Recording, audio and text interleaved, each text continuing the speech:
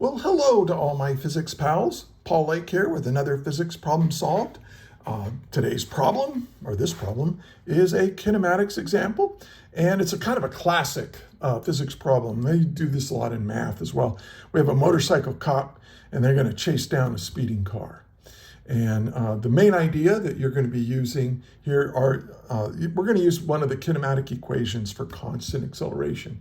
So if this phrase doesn't mean anything to you, you might want to study a little bit, or you can, watch this video and find out. Or look in the description. There's a video to a lecture that explains how to do this problem in the description. So let's go over this problem. Let's read it. We have a car races by a billboard at a speed of 45 meters per second, which is about 100 miles per hour. Really way too fast. Assume that the motorcycle cop hiding behind the billboard takes off the instant the car passes him, and he accelerates at a constant rate of 3 meters per second squared. A, how much time will it take? And B, how far from the billboard will the police officer travel to catch the speeding car, assuming a constant velocity for the car?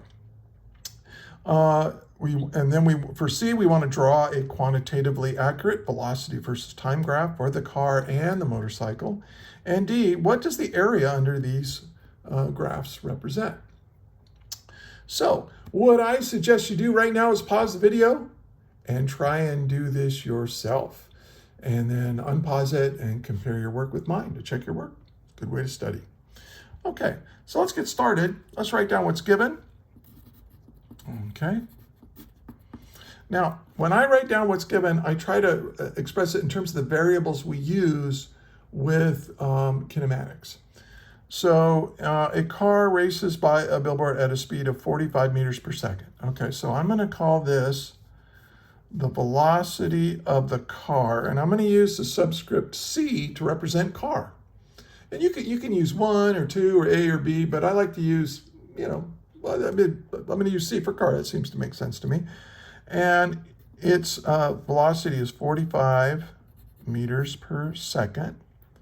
Now, it's saying this is a constant speed, right? And it says assume constant velocity for the car. Now, what I'm going to do is I'm going to say, hey, that means the acceleration of the car is 0. So it didn't explicitly say that in the problem, but that's what it implied. And so if you realize that as you read the problem, go ahead and write that down. Now we've got the motorcycle cop hiding behind the billboard, and he's just sitting there. So the initial velocity of the motorcycle, and I'll use M for motorcycle. I don't want to use C for, that'd be confusing. So, the velocity when time equals 0 for the motorcycle, that's what those little letters mean,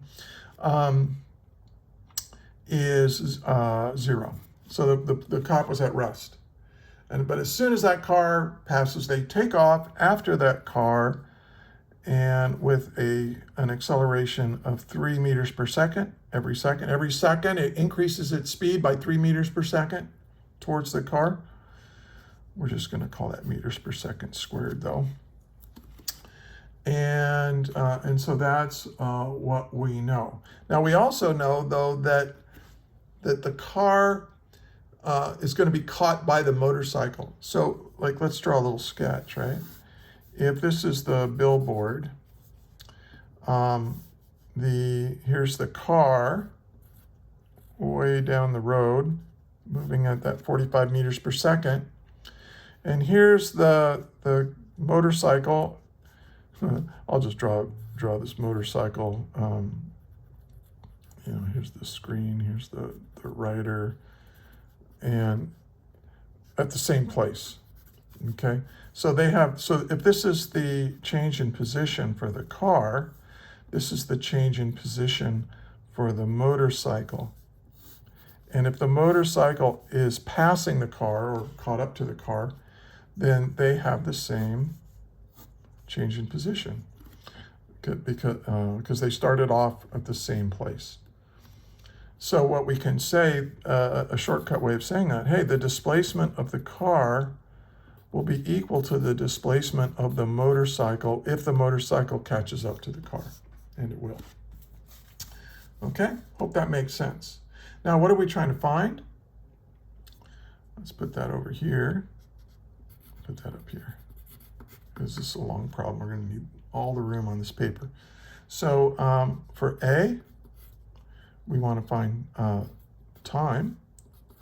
And then for B, we want to find what was the displacement for both the car and the motorcycle. And then for C, we want to draw a velocity versus time graph.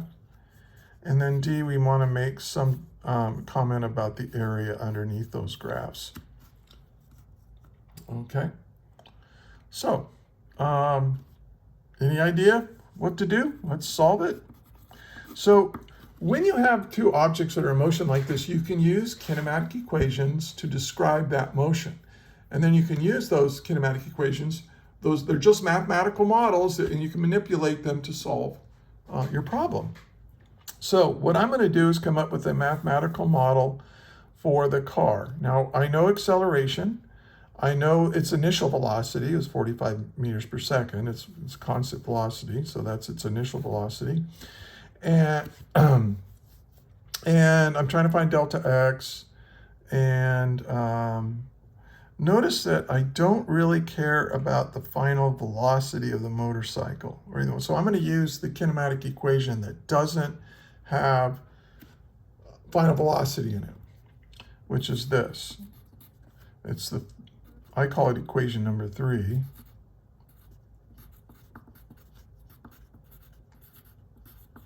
Because this equation has everything in it that I'm either looking for or that I'm given, right? The velocities, accelerations are given.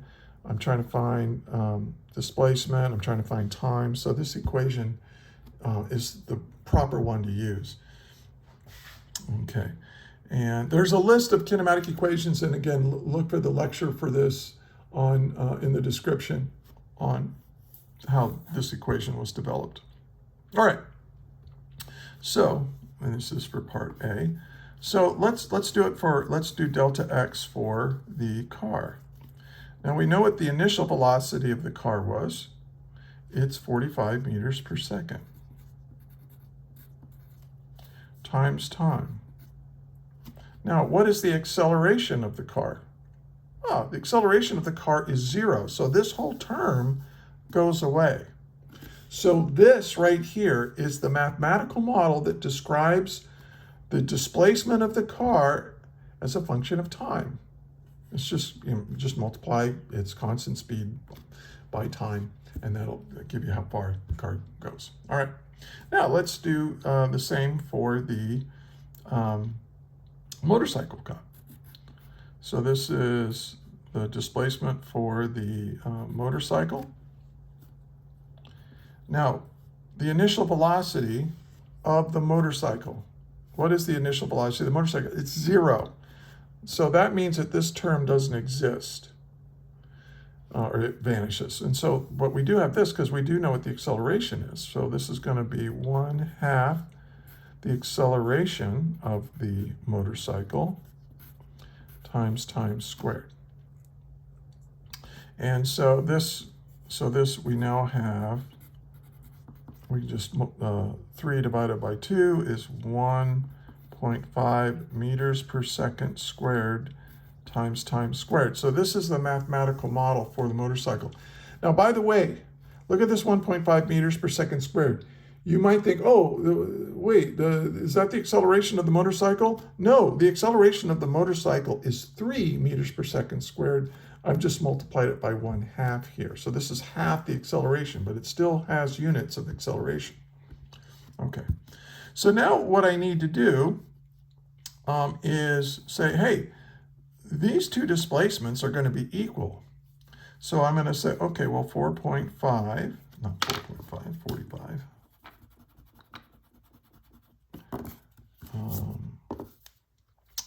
So 45 meters per second times time, that's the displacement of the car, is going to be equal to the displacement of the motorcycle when the motorcycle catches the car, which is 1.5 meters per second squared times time squared. Okay. Now, there is a time where they're at the same place and have the same displacement. That's when time equals 0, right? When time is 0, 45 times 0 is 0, and 0, well, 0 squared is 0, and so this is, so 0 equals 0, big deal. What does that mean? Well, that's just my initial instant in time. And we don't care about that. That's kind of a trivial answer. So I don't need to worry about t equals 0. But I am going to solve for t here. Notice that I can divide both sides by t. So this will cancel, and that cancels with that.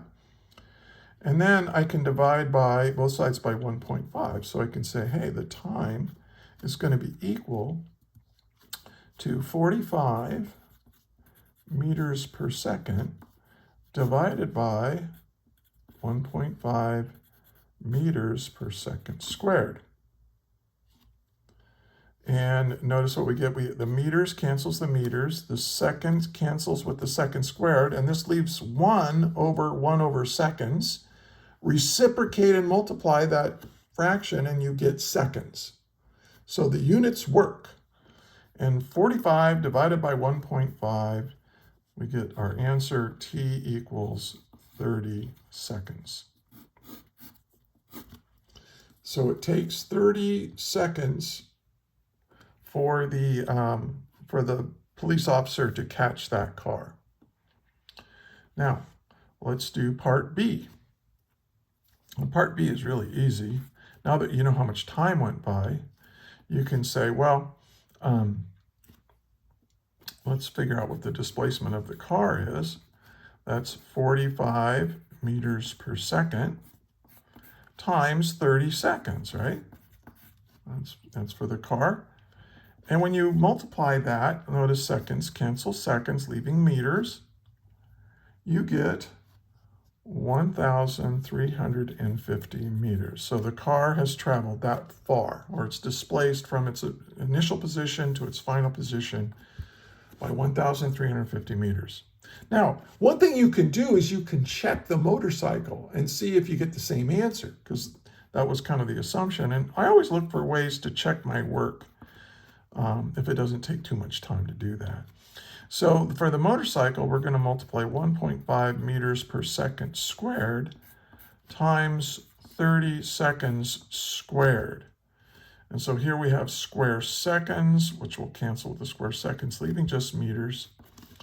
And 30 times 30 is 900, and 900 times 1.5 is indeed 1,350 meters. So woohoo!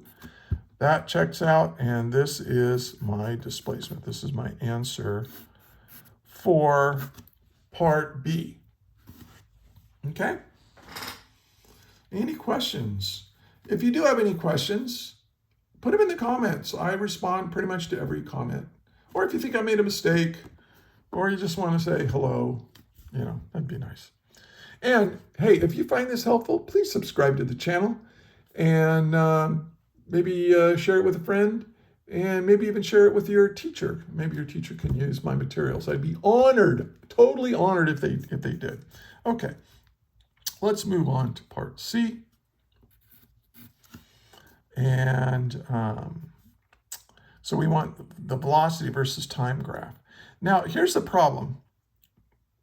I know that the car is moving at 45 meters per second, but to scale the vertical axis, I need to know what's the maximum speed of the motorcycle. But I have everything I need to do that because I have this kinematic equation. The final velocity of a moving object is equal to its initial velocity plus its acceleration times time. Now, this is assuming constant acceleration. This equation only works if acceleration is constant the whole time. But that's the situation we have. That's what was given. The motorcycle is given in this problem to have an acceleration of 3 meters per second squared. Its initial velocity was 0. It's because it started from rest. So this is going to be 3 meters per second squared times 30 seconds, and that cancels that, leaving meters per second. And so we get 90 meters per second. That's like a football field every second. And look it up. You can even ask whatever AI you want to do that conversion for you. This is over 200 miles an hour. So this problem isn't really very realistic. Although I guess some motorcycle cops might actually reach that speed, but ooh, that's dangerous. But that's okay. This is just a physics problem, right? This is just a textbook physics problem. So don't worry if the answers are a little crazy sometimes. But that means that my maximum velocity on my graph needs to reach 90, which is pretty close to 100. Now we go for 30 seconds, so I'll go 5, 10, 15, 20, 25, 30, 10, 20, 30. This is time in seconds. And then I'll make this 100, because that's pretty close to 90. So that means this will be 50. And oh, let me label this. This is velocity in meters per second. Always label the axis, so that people can look at your graph and know what the heck you're doing. All right, so this is 10, 20, 30, 40, 50, 60, 70, 80, 90, 100. And one thing I recommend you do is do your physics homework on graph paper. Or get a graph paper spiral bound notebook, because you're going to be doing a lot of graphing and it's just a lot easier. I do it freehand, but that's all right. So at 30 seconds, well, actually, let's graph the car first. It's 45 meters per second the whole time. So here's 10, 20, 30, 40, 45 would be right here. And so this is the car. Zero slope. Right? Because the slope of a velocity versus time graph is acceleration. It's the rate of change of velocity. So since it's not accelerating, it's just moving with a constant. It's 45. Whatever the time is, this car is moving 45. So I'm going to say this is the velocity of the car. Now, the motorcycle starts at 0 and at 30 seconds ends up at 100. And so that's going to, and they're moving with constant acceleration, which means it's a constant slope. So that means that this has to be a straight line. And there you go. This is the velocity of the motorcycle. And that's all you need, right? Okay, now part D, it wants to know, what about the areas underneath these graphs? What do they represent? Well, the area of a velocity versus time graph represents displacement. Now, let me show you. Do we know what the displacement of the car is? Yeah, it's the area underneath here. So all this is kind of the displacement of the car. Now, if you want to calculate the area, it's a rectangle, right? So it's base times height. Well, its base is 30 seconds, and its height is 45 meters per second. So that area is 1,350 meters. Okay. Now, what about the car? I mean the motorcycle. Well, what kind of shape is this? Let me hash this in a little differently. There's the area of the. Well, what is that? What kind of shape is that? It's a triangle. So it's going to be half the base times the height, and 1/2. Well, the base again is 30 seconds, and the height is. Oh, you know what? I didn't draw that correctly, did I? I went up to 100 and I only meant to go up 90. It doesn't. That's just going to change my graph just a little bit. Sorry about that. So, and so the height is again. This height from right here to here is 90. meters per second. And so, so the delta x for the motorcycle, well, what's 1/2 of 90 is 45, and 45 times 30 is 1,350. Sorry about my graph. And I didn't make these increments the same distance apart, which is why it's a little skewed. So, hey, I make mistakes, little mistakes on these videos, and sometimes I re-record them, but that one's a pretty minor one. And if I had drawn it properly, this intersection point would have been right at 15. But I made these a little too small, but that's okay. If you do it on a graph paper, that won't happen to you. All right. But hey, it's the thought that counts, right? It's the thinking that counts. It's the concepts that count. So I hope all this made sense to you. Again, if you have any questions, put them in the comments. And subscribe to the channel. Give me a thumbs up if this was helpful to you. That's a nice way of saying thank you. And share it with your friends. And I am a physics tutor, so there's a link there on how to get in touch with me if you would benefit from a private physics tutor. My rates are reasonable, and I'm pretty good at explaining this stuff. And we do it all online, all one-on-one over Zoom. Super easy, and it's very effective. I can teach you. If you live in India, I can be your tutor. If you live, as long as you can speak English. I'm sorry, I don't speak.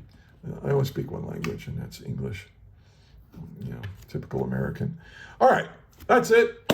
Thank you for watching, and until the next video, may the net force be with you always. That is all.